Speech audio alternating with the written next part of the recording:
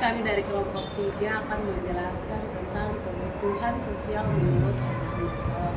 Sebelum kami menjelaskan, izinkan kami memperkenalkan diri, yaitu saya Natalia Hermanikiapai dan teman Saya Margarita Fridolin. saya Lia Berkada Tamang. Yang pertama yaitu kebutuhan sosial menurut Abraham Maslow. Kebutuhan menurut Abraham Maslow, kebutuhan sosial atau social needs sering disebut sebagai kebutuhan cinta dan rasa memiliki. Pengertian sosial menurut Maslow merujuk pada dorongan psikologis untuk menjalin hubungan antarpersonal, merasakan cinta, kasih sayang, dan serta rasa diterima dalam suatu kelompok sosial. Di sini yang dimaksud hubungan interpersonal adalah hubungan individu, hubungan saling berinteraksi antara teman, misalnya saya dan teman-teman, ataupun dalam lingkungan sekitar yang saling berinteraksi.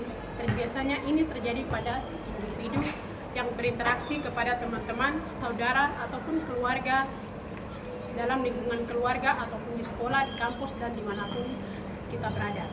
Yang berikut yaitu merasakan cinta, yang dimana dikatakan merasakan cinta yaitu rasa kepedulian kita terhadap seseorang ataupun kepada pasangan, yang dimana secara emosional pengalaman kita itu terjadi.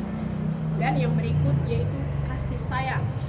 Kasih sayang yaitu rasa empati dalam diri kita, yang kita secara tidak langsung kita peduli kepada seseorang dengan rasa empati ataupun rasa peduli.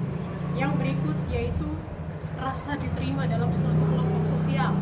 Yang di sini ya dimaksud rasa diterima dalam suatu kelompok sosial yaitu bagaimana kita sebagai manusia atau sebagai siswa, rasa diterima ketika di kampus, diterima oleh dosen-dosen dan diterima oleh teman-teman dalam kegiatan kelompok, misalnya dalam kegiatan BEM, kita diterima untuk bergabung dalam BEM, kita diterima dalam kegiatan apapun itu.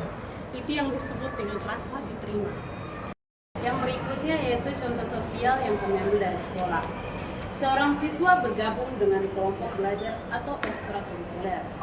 Seorang siswa biasanya akan berusaha untuk bergabung dalam kelompok belajar atau kegiatan ekstrakurikuler. Hal ini penting karena manusia pada dasarnya itu berinteraksi dan merasa menjadi bagian dari suatu kelompok. Yang berikutnya yaitu berteman dan saling membantu saat belajar. Selain itu, siswa juga perlu memiliki teman untuk saling membantu dalam belajar. Dengan adanya hubungan pertemanan, proses belajar menjadi lebih mudah dan menyenangkan. Yang berikutnya yaitu merasa nyaman karena diterima oleh teman sekelas.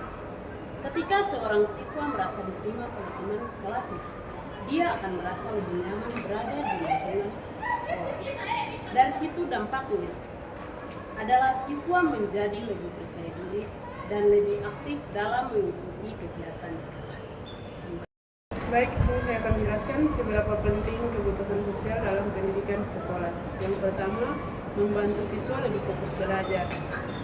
Tidak merasa tersaingi, itu misalnya kita lebih fokus kepada guru atau dosen yang sedang menjelaskan.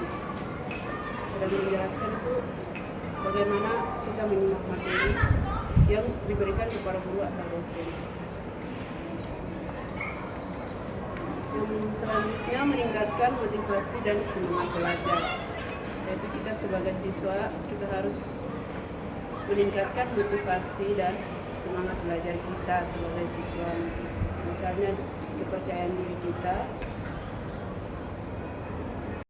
sebagai mahasiswa dan sebagai pelajar. Yang berikutnya membentuk kerjasama dan komunikasi.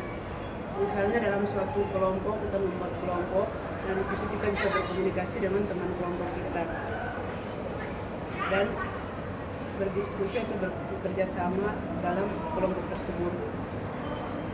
Yang terakhir, mengurangi risiko bullying dan rasa kesepian.